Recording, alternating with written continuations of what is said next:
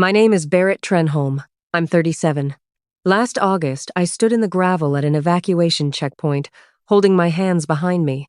9 ranch trucks, a horse trailer, and a woman holding a laundry basket with a cat in it. My stepmother came around the county car with a tablet held up at chest height, turned so the engine boss could read it. The screen was a shift log with nothing in it. She turned to me and said, "You never called it in." I put my hands in my pockets so the medic would stop looking at them. 80 feet up that mountain there is a safe with a book in it, and the book had already written down what I said while I was saying it. Nobody in that gravel lot knew it was up there. Welcome back to Porch Stories, where a woman who was written out of one afternoon turns out to have written it down twice. Subscribe, and then tell me in the comments who in your family gets to decide what happened. In mine, it is a woman with a login. 11 minutes after my first call went out, somebody took 3 lines off the county's timeline, and the machine she used wrote down that she had the login, the workstation, the minute. The state's file says the tower was silent all afternoon. Go back with me to the 11th of July, 5 weeks before the fire. A boy climbed my ladder that day and asked me every question you are about to have. His name is Seamus. He was 22 and in his first season on the county dispatch desk, and he had drawn the water run up Brannock Ridge because the Packers' truck was down. The water run is what they give the new one. He got out at the base and looked up and said, "That is high, 80 feet, in 3 runs, with a landing between each so a person has somewhere to be afraid." He stopped on both. In the cab, he stood with his back against the glass, the way they all do the first time, and said it smelled like a hot attic, pine pitch cooking. I told him, "That is a country telling you it is ready." Then he asked what I actually watch for, and I put him on the stool and made him look at the kettleback bench and tell me what was different about it from that morning. He said nothing was. I said there is a smudge on it now that was not there at 10. He looked for a long time.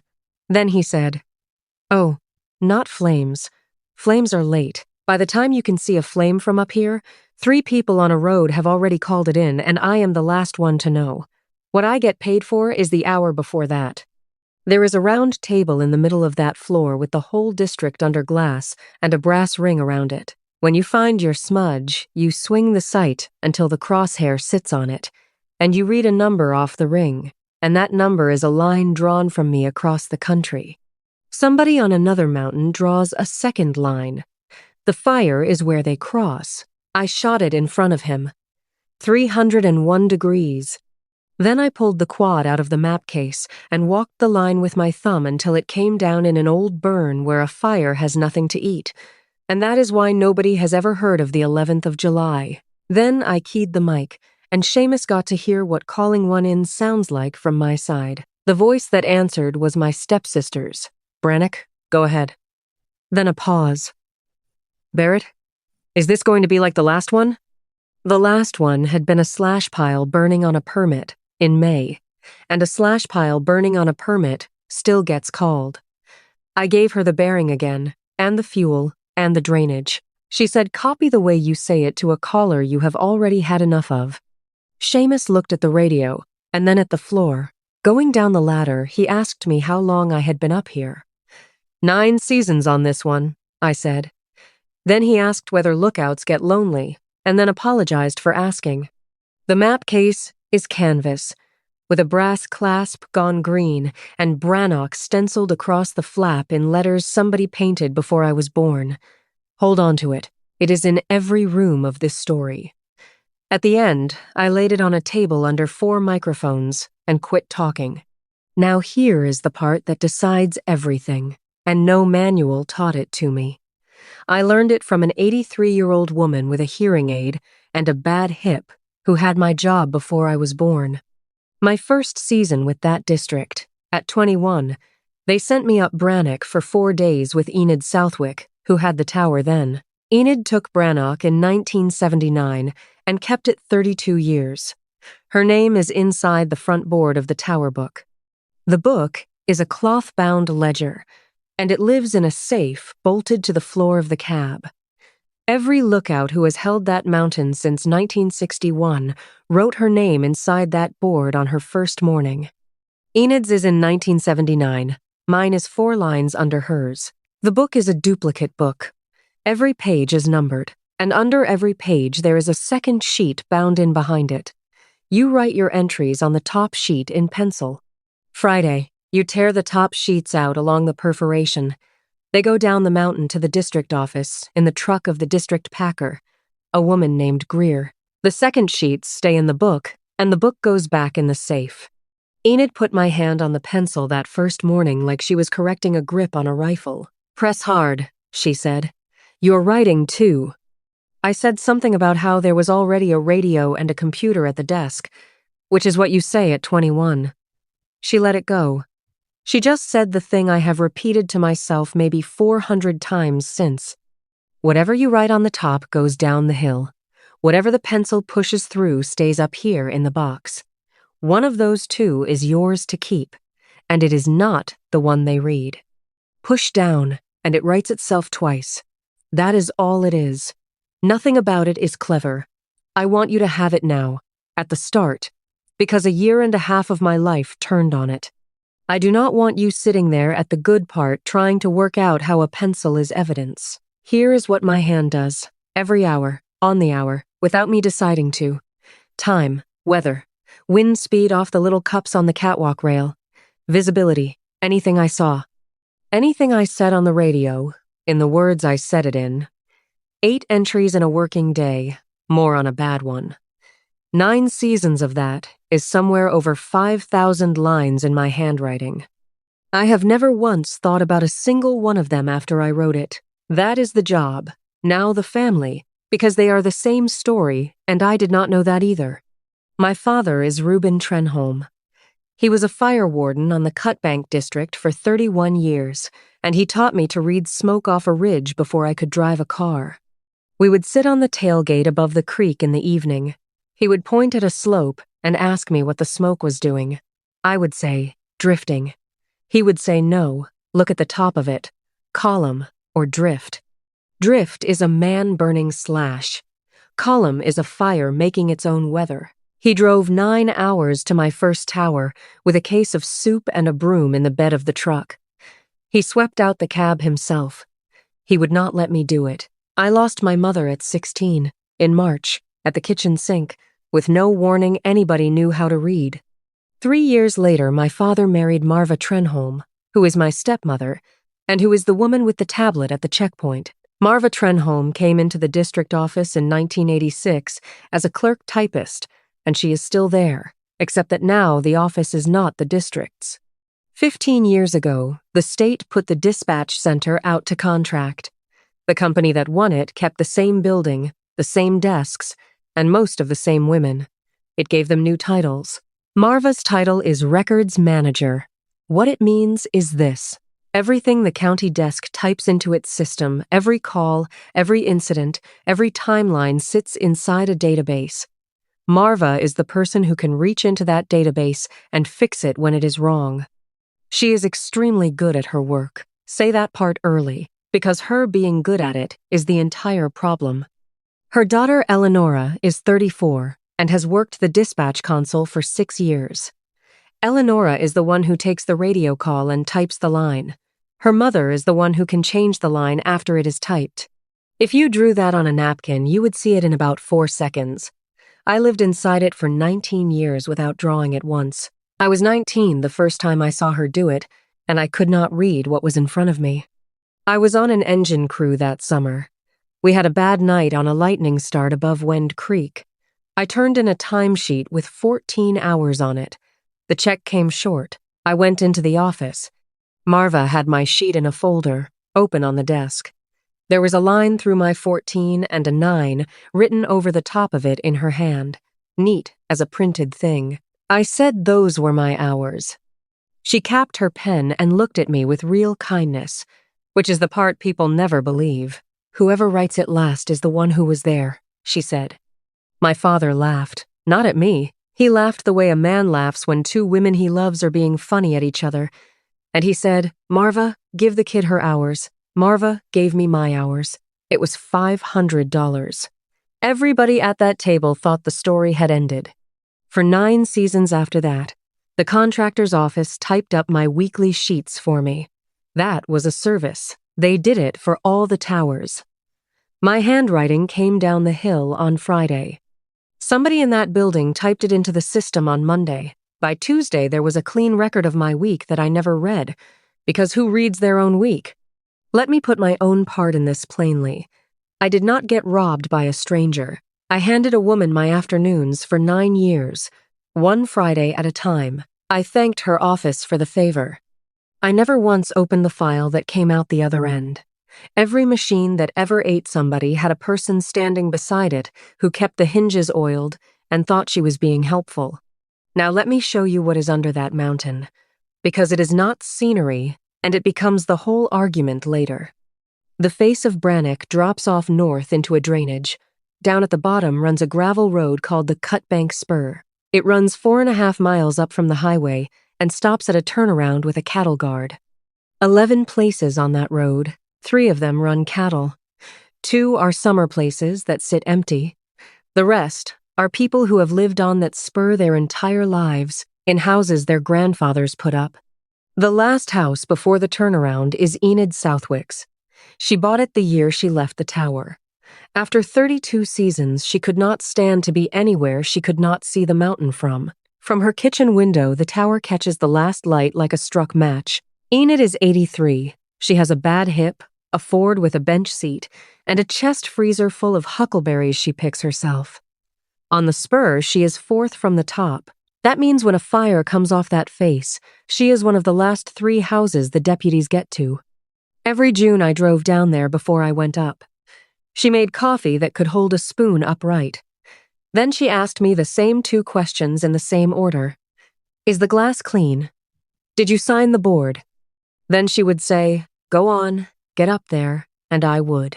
If you have ever had somebody in your family who was pleasant to you the entire time she was moving you around a page, say so in the comments, and hit subscribe.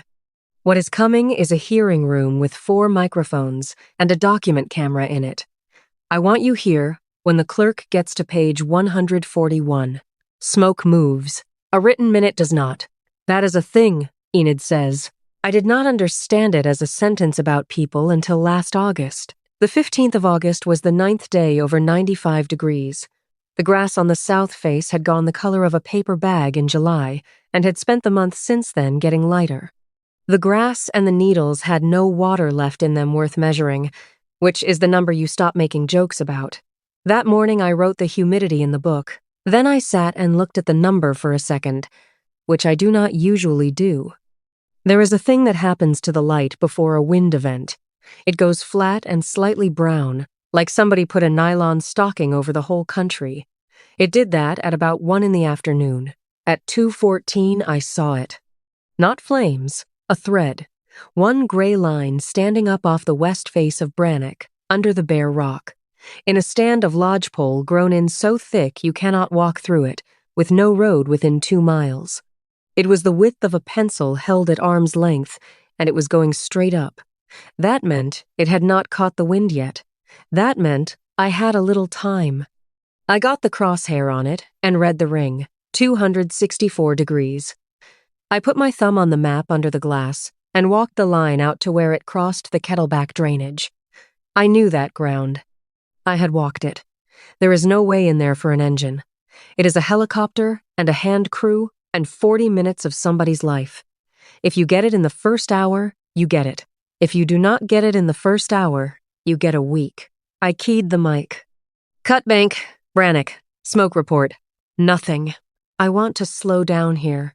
Everything the state later said about me lives in these next 11 minutes. I have walked through them under fluorescent light with strangers taking notes, so I can walk you through them on a porch. When the desk answers, you hear a click and a woman's voice. When the desk does not answer, you hear the tail of your own transmission come back off the relay on Sawtell Butte. That is a box on a peak 40 miles north. It catches me and throws me down into the valley where the office is. I heard the tail. That meant the box heard me. That meant I was going out. So it was not the radio. Somebody was simply not picking up.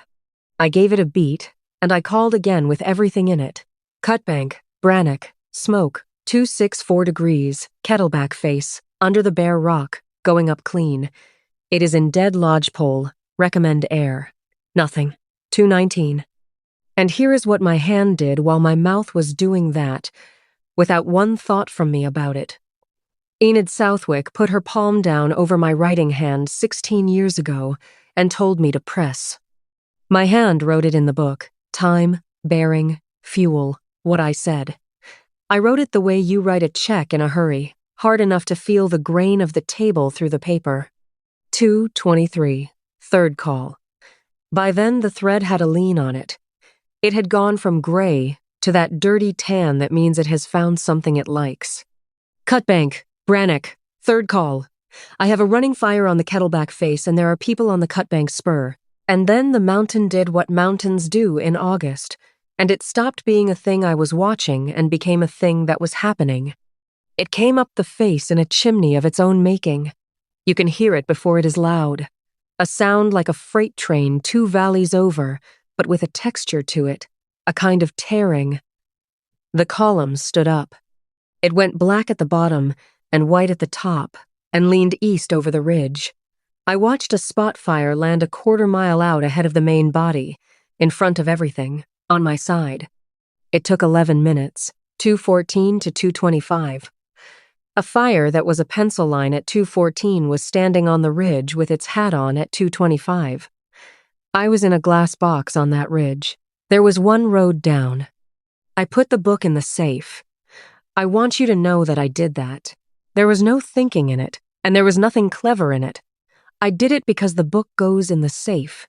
It is the same reflex as pulling a door shut behind you in your own kitchen. It took me 4 seconds. Those 4 seconds are the only reason you are hearing this story instead of a different one. Then I went down 80 feet of ladder faster than a person should. You are supposed to take the rungs one at a time with 3 points on the steel. What I did was put my palms on the outside of the rails and let the arches of my boots ride. You control it with your hands. That works for about 2 runs, and then the galvanizing takes your skin off in a sheet. I do not remember it hurting. I remember the sound of my own breath in the enclosed cage of the last run. I remember the metal being hot enough that I thought, distantly, that is a lot of skin. My truck was at the base. I put my hands on the wheel, and they left prints. I did not drive out. I drove down the spur, which was toward it. I banged on 4 doors with the side of my fist because my palms would not close. In one yard, I stood and yelled at a man to get his horses and leave the trailer. At the 4th house, I put Enid Southwick in her own Ford and drove it out myself. She sat beside me with a book in her lap. Her own tower book. The Brannock book from before mine, which has lived in her hall closet since the year she came off the hill. She asked me nothing at all on the way out. At the highway, she said one thing, column or drift. Column, I said. All right, she said, and looked straight ahead. The first engine turned onto the spur at 2:44, 30 minutes after my first call. It came because a rancher at the bottom of the road saw the column from his hay ground. He called the county on a landline at 2:31. The county called the desk, and the desk finally moved. 30 minutes in August is not a delay. 30 minutes is the difference between a fire and an incident. The checkpoint went up at the highway junction where the spur meets the pavement. By 5 in the afternoon, there were 40-some vehicles stacked in the borrow ditch. A folding table with a sign-out sheet on it. A deputy. A medic in a red shirt who was mostly there for smoke. I signed the sheet myself, left-handed, which I am not, in letters like a child's, because of my hands. That piece of paper still exists. Remember that it exists. The medic got hold of my wrists and turned them over and made a sound. He wrote it up on a clipboard form while I sat on the tailgate, both palms, partial thickness. Contact burn with abrasion, consistent with rapid descent on a metal ladder. Twice, he asked if I wanted a ride in. He wrote the time on it, 5:19, in the evening. That form exists too. At about 6, Marva's car came down the line of trucks with its hazards on. She got out with the county's tablet held against her chest like a hymnal, and she walked past me to the engine boss.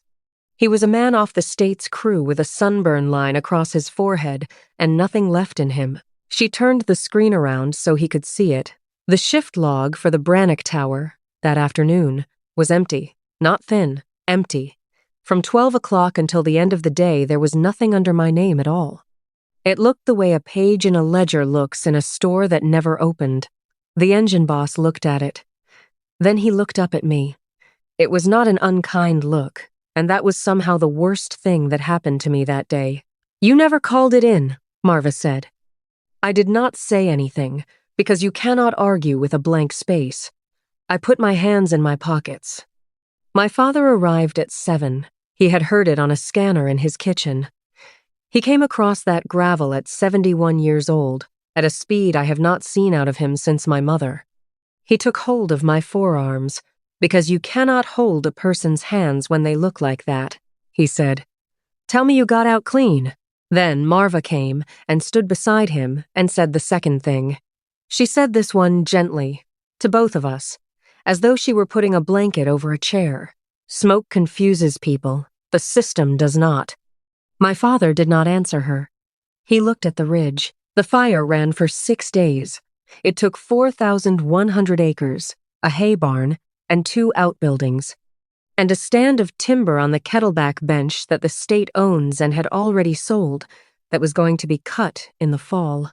Nobody died. Nobody got hurt except me, and mine was a hand injury I gave myself. I would like to be clear that I know how lucky that road was. Enid Southwick's house is still standing. The burn stopped 200 yards short of her porch. Nothing happened for 4 months, and I want to warn you that 4 months of nothing is its own kind of event. My hands healed with the shine that burns leave, so that now in cold weather the palms go white before the rest of me does. I worked the winter at the fire cache, checking hose and rolling it back on the rack. It is a job you can do with gloves. People were kind. Kindness in a small district is a very specific thing. It is a lot of people being careful not to say a word in front of you, which tells you exactly how much is being said when you are not in the room. The state's review of the Kettleback fire came out the 2nd week of December, and I did not get a copy in the mail. I got it standing at the counter of the district office. A supervisor handed it to me with the packet already open to the page. He had been in 2 meetings about it that morning. $3,264,880, printed under my name, on a page the panel had already read twice. A season on that mountain pays $15,600. That is the value the state put on the Kettleback fire. Timber under contract, suppression cost, the barn, the outbuildings, and the rehabilitation on the burn. It is a real number. Somebody did honest arithmetic to build it, line by line, and I have no argument with any line in it. My argument is with the 2 inches of page above it. That is where the review explains why the first engine took 30 minutes to move and says the timeline shows no report from the Brannock lookout. Then it names the point of failure, in the flat way those documents name things. The point of failure has a name, and it is mine. $15,600. That is the whole contract mid-June to the middle of September. Water hauled, propane on Greer's truck, 1 glass room, 5,000 lines of handwriting. So that night I got out a pencil at my own kitchen table and did the division. Doing the division is the kind of person I am. 209 summers. I would have to sit up on Brannock for 209 summers to be worth what they say I cost, and I would still come up short. I am 37 years old. $3,264,880 against $15,600. That is the whole of it. That is what a woman with a login can move from one side of a page to the other in 11 minutes. 2 weeks after that, a correction came for my signature. Understand what a correction is. It is 1 page. It says that the undersigned acknowledges that no radio report was transmitted from the Brannock lookout on the afternoon in question, and that the undersigned's recollection is not supported by the record. sign it, and the finding stays in the file. But it goes in as an error and not as a lie. The difference between those two words is a career. That page sat on my kitchen table for 9 days with a pen lying across it. I put the pen there. It was my pen, out of my own jar. I set it down on that page myself on the first night, the way you leave a chore where you will see it. Every morning I moved it to make room for the cereal bowl, and every night I put it back. I want you to know how close it was. I was not brave for 9 days. I was a woman who had run out of ways to be right and was working up to being finished. What stopped me was not courage, and it was not evidence. It was Enid Southwick calling me on a Tuesday about huckleberries. She got about 4 sentences into whether I wanted a gallon out of her freezer. Then she stopped, the way old women do when they have called about one thing. "Berit," she said, "did you write it down?" I said, "Of course I wrote it down. That is not the problem. The problem is the county's system says." "I did not ask about the county," she said. "I asked if you wrote it down." And there I was at my own kitchen table, with a pen lying on a page, feeling a palm come down on my hand from 4.5 miles up a gravel road. Push down, and it writes itself twice. There is a book in a safe 80 feet up a mountain I am no longer assigned to. In that book, on the second sheet, are 3 lines nobody on earth had thought about since the 15th of August. In pencil pressure I could feel with a fingertip. I did not go get it. Not then. I want to be careful here. This is the part where a story like mine usually turns into a woman driving up a mountain in the snow. What actually happened is slower, and the slowness is the reason it worked. If I had gone up in January and come down with that book and put it on a counter, one of 2 things happens. The book is a book. It is a cloth ledger with my own handwriting in it, and I could have written it any time. I would have been a woman with a homemade exhibit and a grievance. Marva would have said the kindest, most reasonable sentence in the world. That poor girl went and wrote herself a history, and every person who heard it would have nodded. Paper does not prove anything by itself.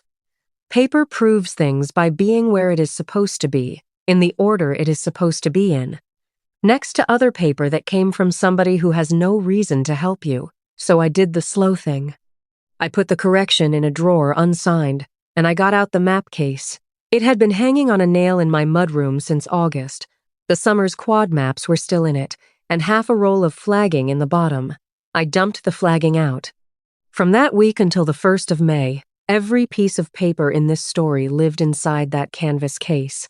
I carried it in and out of 5 buildings. By the end, the brass clasp would not stay shut, and I ran a bootlace through the buckle. First thing in it was mine, and I already had it. The medic's form from the checkpoint, both palms. Contact burn with abrasion, consistent with rapid descent on a metal ladder. 5:19 in the evening. A woman who spent that afternoon sitting in a chair does not come down a ladder like that. Second thing was the sign-out sheet from the checkpoint table, which the sheriff's office had, and which took 1 written request and 11 days. My own name in my own bad left-handed letters at 6:04. Under it, in the same column, the 4 households I had knocked out of. The deputy had asked me at that table which houses I had been to, and he wrote them down beside me. Third thing I did not know existed until a man at the state radio shop told me about it. I am going to let him tell you. It is his trade and not mine. I drove down there in February about an antenna. Then I asked him, sideways, if there was some way to tell whether a tower's radio had been working on a given day. He was under a bench with a soldering iron, and he did not come out. The traffic index. He said, "Every time anybody keys a mic on that system, the site logs it. Time, unit, how long you held the button. It does not know what you said. It knows that you said, Ed." I asked him how long that gets kept. 3 years, he said. It is a maintenance record. Nobody looks at it. It is not evidence of anything. Then he came out from under the bench and looked at me for a second, because it is a small state. "It is not evidence of anything," he said again, slower. 2:14, 2:19, 2:23. Brannock, Brannock, Brannock.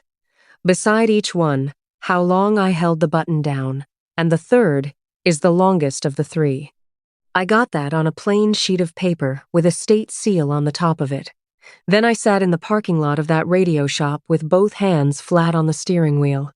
That is what a person does when something she has known for 6 months turns into something she can hand across a counter.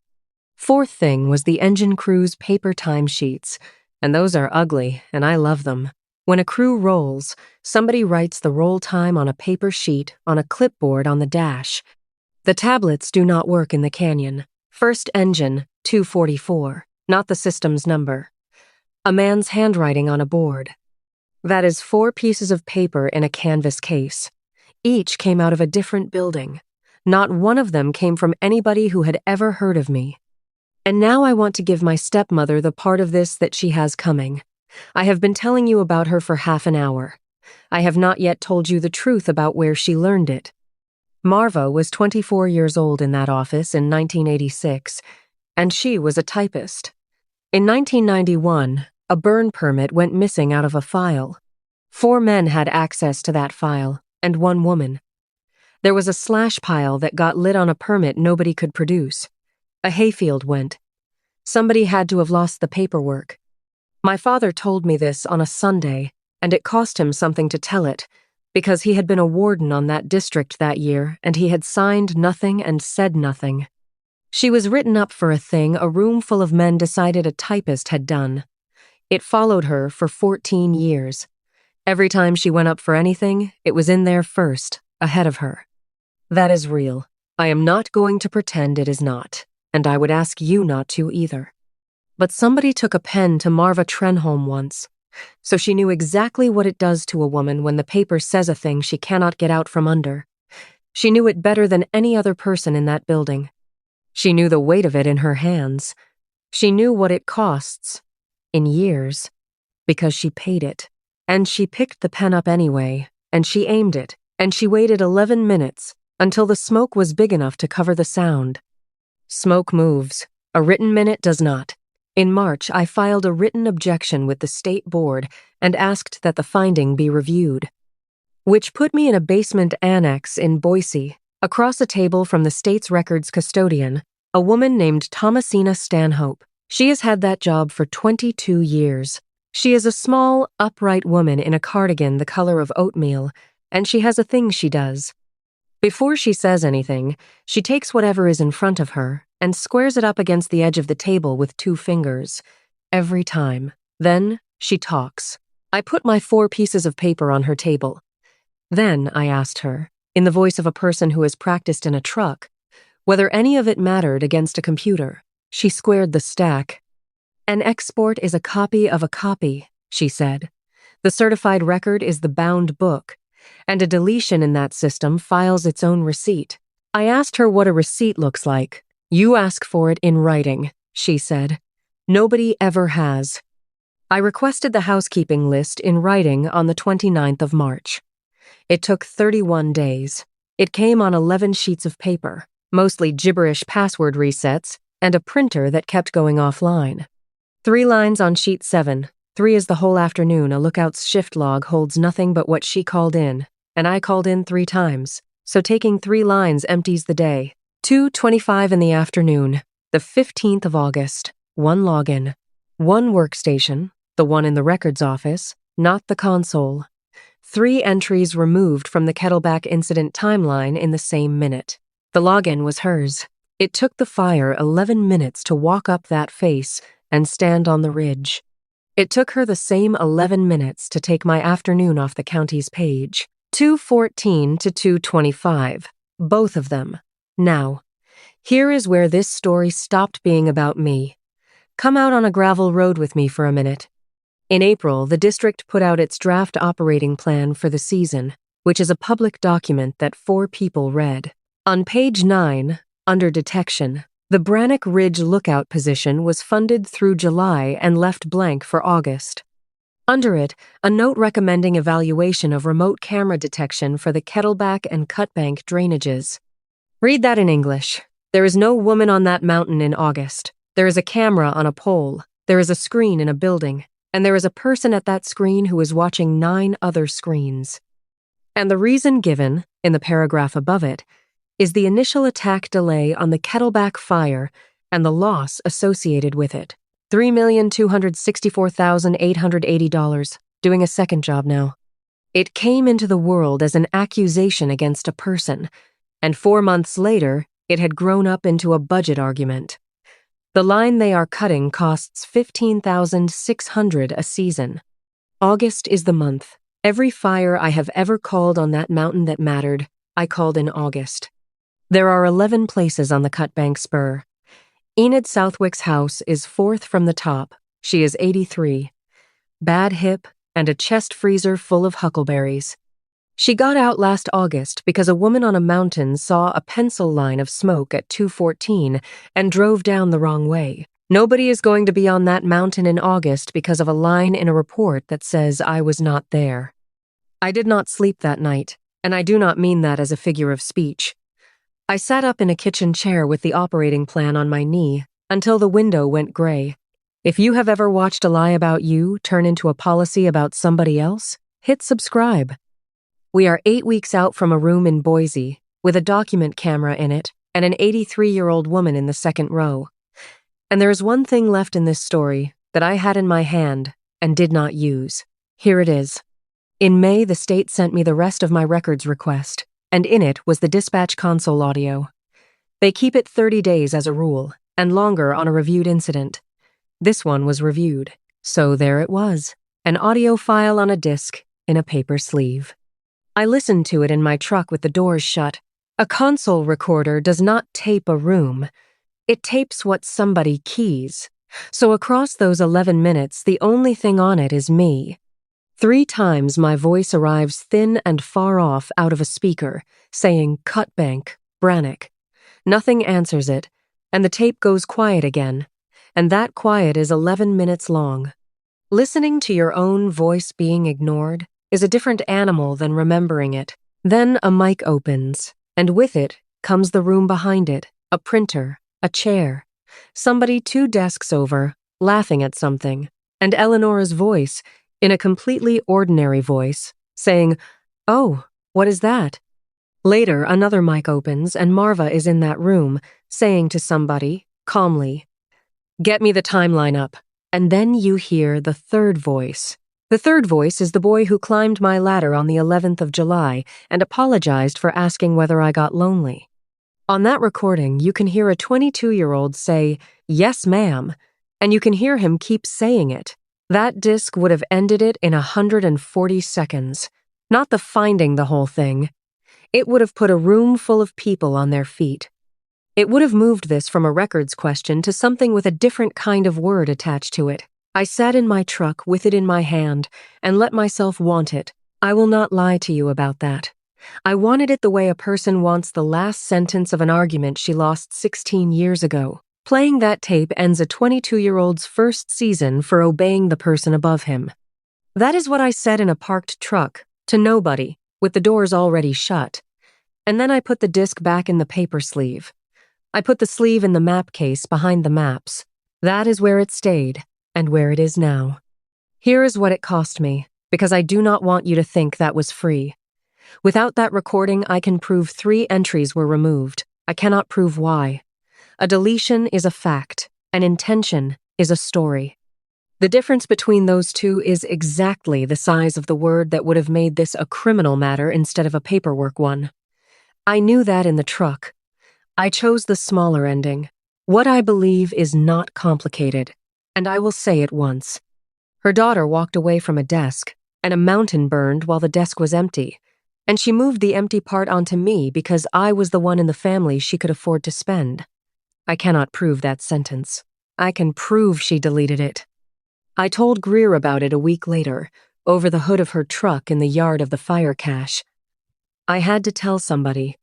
Greer has hauled propane and mail and mattresses and 1 piano up mountain roads for 19 years.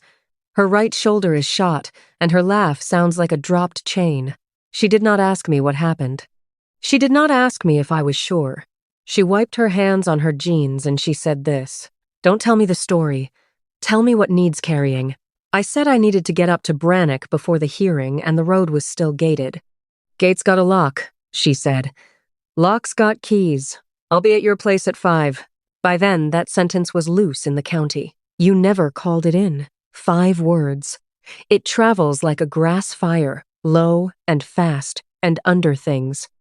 I heard it at the fire cache in March, out of a man who had not noticed me behind the hose rack. She never called it in. I heard it in the checkout line at the grocery, pitched to Carrie. She never called it in. The state's paper says the same thing in a longer way, because that is how institutions say things.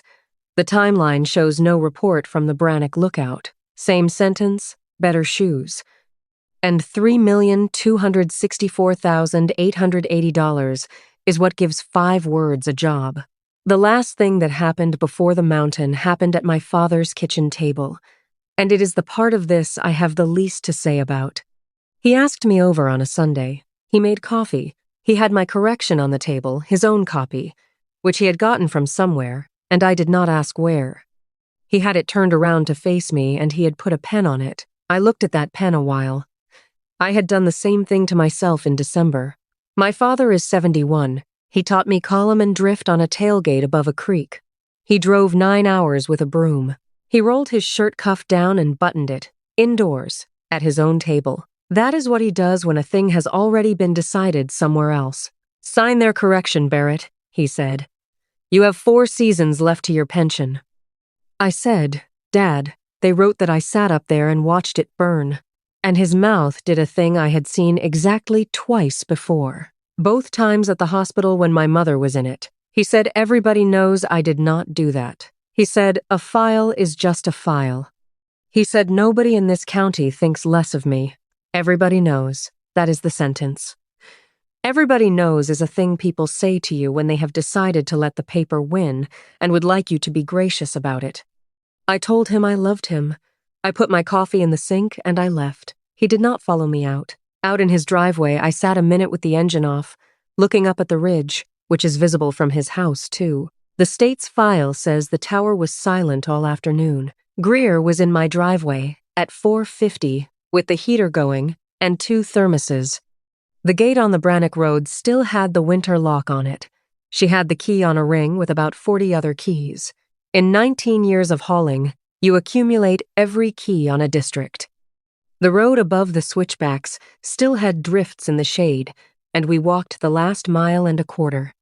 The burn came right up to the base of the tower on the west side and stopped. Fire does that, for no reason anybody can ever explain to you afterward.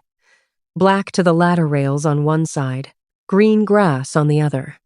Greer stayed at the bottom, as she has for 19 years, and lit a cigarette and looked at the country. I went up 80 feet with my hands the way you are supposed to, 1 rung at a time, 3 points on the steel. I stopped on both landings, and that was not about the view.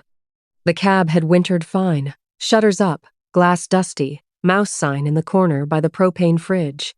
And that smell a closed building gets cold creosote and dry paper, and something faintly sweet that is just the way pine boards age. The finder sat under its canvas cover in the middle of the floor like a piece of furniture in a house where somebody died. The safe is a squat green box bolted through the floor joists by somebody in the 60s. Combination lock, 4 numbers, and the numbers have not changed since Enid had this tower. She gave them to me on my 3rd day, out of her own mouth, and told me not to write them anywhere. I never have. I knelt on that floor and turned it. My hands were shaking enough that I had to do it twice.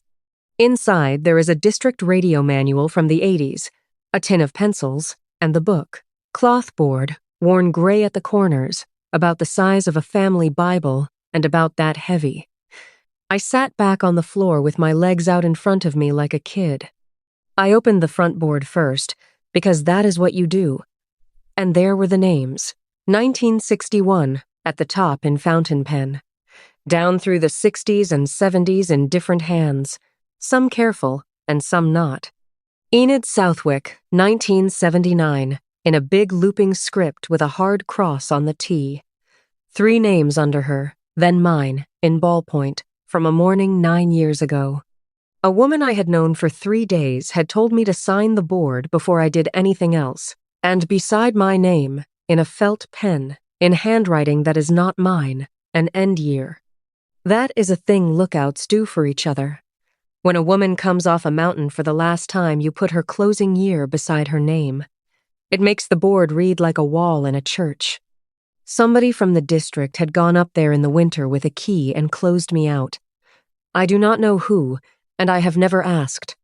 I wish I could tell you I sat there and got angry about it. What I actually did was put my thumb over it.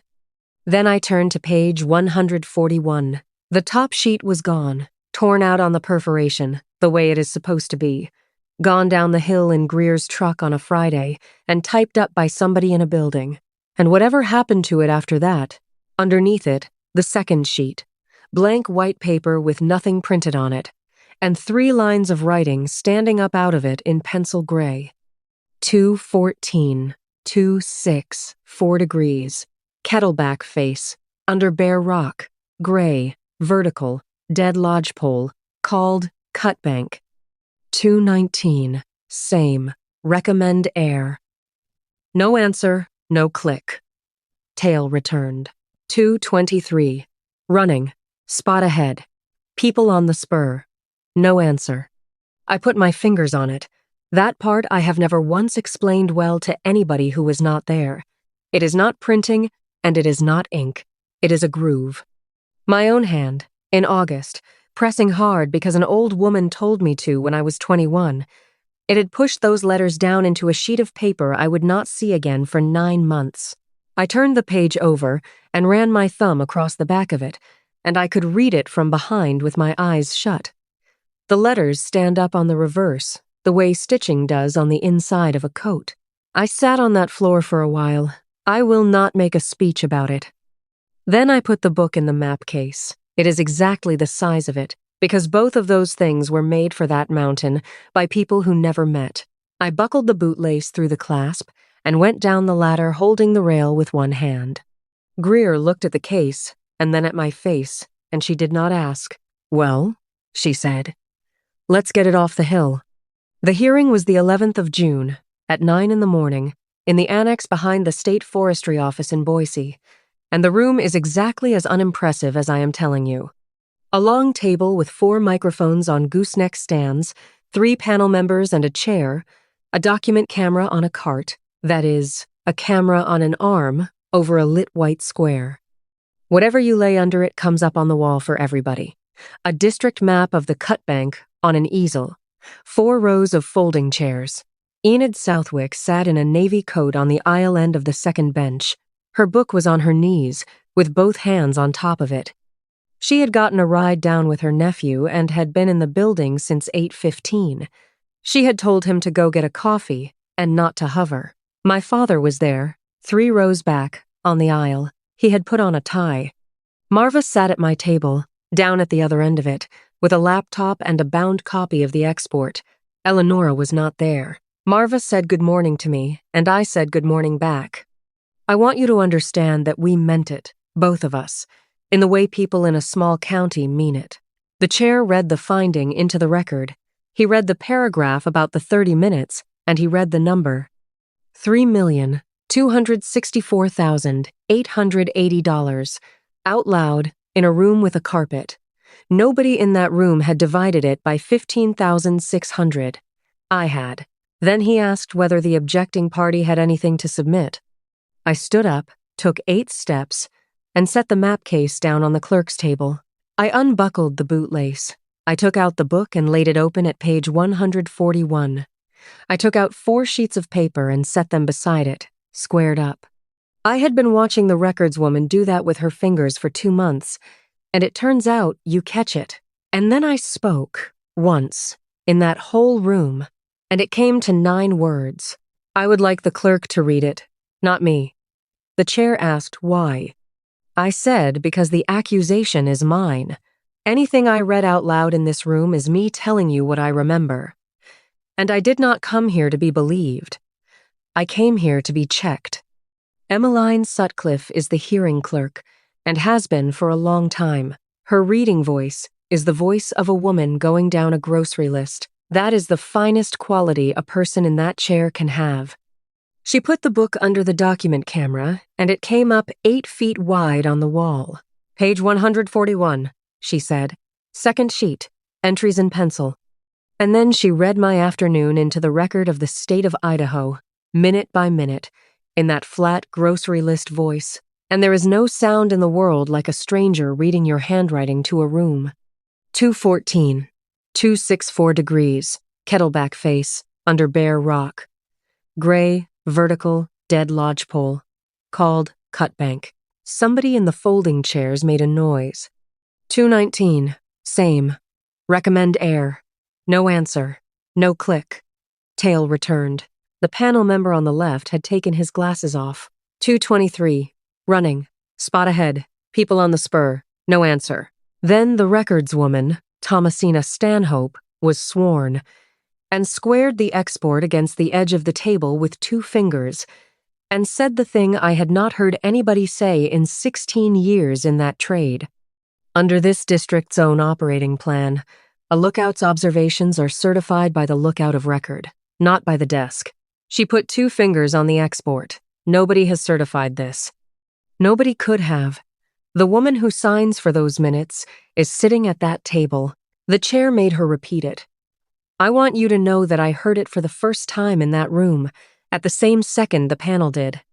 Then she read sheet 7 out loud. 1 login, 1 workstation, in the records office. 2:25 in the afternoon, the 15th of August. 3 entries removed. She did not say a name. She did not have to. A login has a name attached to it in a table on the next page, and the chair had that page. And Marva said, into her microphone, in the most reasonable voice in that building. She never called it in. And the room did not move, and Emmeline Sutcliffe, without looking up from her table, said, 214, 219, 223. That is when Enid Southwick stood up. It took her a while, and nobody helped her, because nobody in that room was fool enough to try. She had her own book against her chest, the Brannock book from before mine, 1979 through 2011. She walked it to the clerk's table. She set it down beside mine and opened it somewhere in the middle. Put that one under the light, she said. Then turn it over. Emmeline Sutcliffe turned Enid's page face down under the camera, and up on the wall came the back of a sheet of paper from a summer 40-some years ago, with the writing standing up out of the reverse of it in ridges you could count. Press hard, Enid said, to the panel, in the voice you would use on a girl of 21. That is all there is to it. She was writing too. The chair asked if she wanted to be sworn. I am 83, Enid said. Swear me. The chair called a recess at 11. I went out into the hall for water. Marva came out after me and stood a comfortable distance away, hands folded, the way she has stood next to me for 19 years. You made a state proceeding out of your father's marriage, she said. I said nothing back. There was no handhold anywhere on that sentence.